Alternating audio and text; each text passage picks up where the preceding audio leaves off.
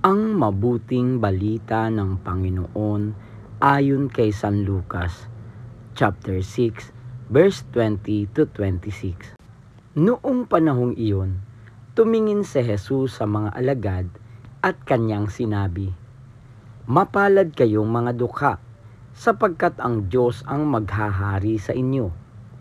Mapalad kayong mga nagugutom ngayon, sapagkat kayo'y bubusugin. Mapalad kayong mga tumatangis ngayon, sapagkat kayo'y magagalak.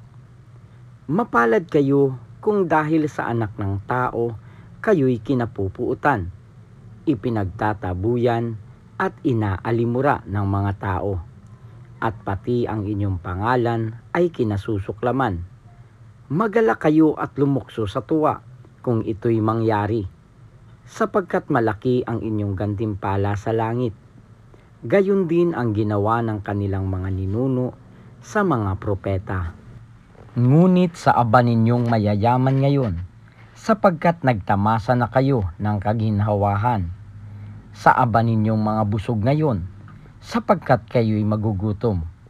Sa aba ninyong nagsisitawa ngayon, sapagkat kayo'y magdadalamhati at magsisitangis. Sa aba ninyo kung kayo'y pinupuri ng lahat ng tao, sapagkat gayon din ang ginawa ng kanilang mga ninuno sa mga bulaang propeta. Ang mabuting balita ng Panginoon.